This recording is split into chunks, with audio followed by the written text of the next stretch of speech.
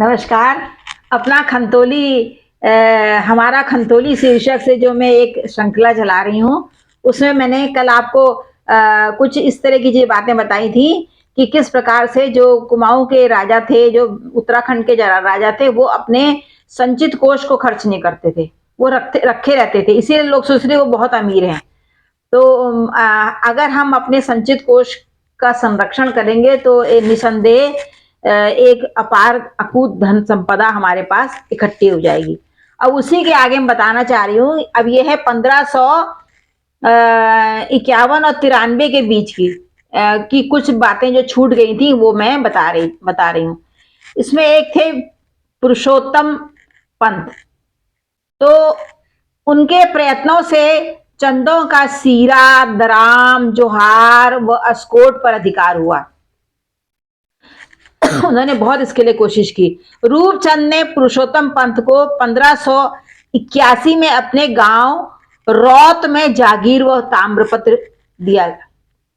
इस तरह से भी प्लेन्स या महाराष्ट्र से पंत आए।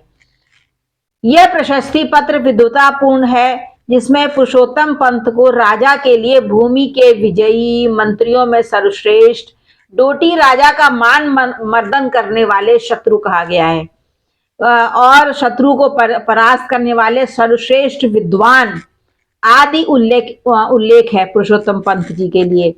बाधान युद्ध में मारे गए, ये कौन से युद्ध में मारे गए? बाधान युद्ध, एक बाधान का युद्ध हुआ था।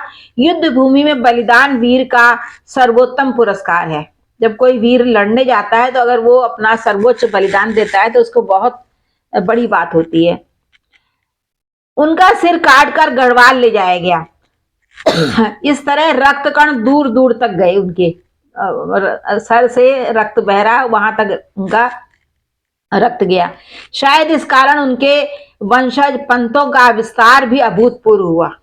कहते हैं जहां जहां उनके रक्तकण गए वहां पंत बसे। कहते हैं कि जब अंतिम स्वतंत्र गढ़वाली नरेश प्रद्युम्न शाह युद्ध स्थल पर शहीद हुए तो उनके मरते वक्त उनकी बंद मुट्ठी में जमीन की धूल भरी हुई थी। जो जमीन थी, भूमि थी, मतलब उनके मातृभूमि की धूल भरी थी। नेपाली सेनापति अमर सिंह थापा ने कहा कि इनके वंशज ही देखना पुनः देश पर राज्य करेंगे।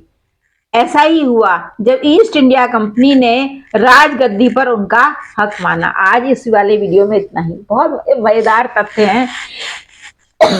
शायद पुरुषोत्तम पंत जो हमारे बहुत पुराने आदि पुरुष थे, जैसे जयदेव पंत को लोग थोड़ा बहुत जानने लगे हैं। कैलाश पंत जी ने एक मुहिम चलाई थी पंथों की, मतलब एकदम उद्गम को जानने के लिए। उसमें उन्होंने ये निकाला था कि जयदेव पंत जी रत्नागिरी से आए थे। उसके बाद ही पुरुषोत्तम पंत का एक जिक्र है जो मैंने आज किया है। बताइएगा कैसा लग रहा है। तो अब आगे बहुत कुछ है इसमें, और धीरे धीरे खंतोली की तरफ बढ़ेंगे। पर अब मैंने बताया कैसे पंथों का विस्तार कहाँ कहाँ उनको मिला।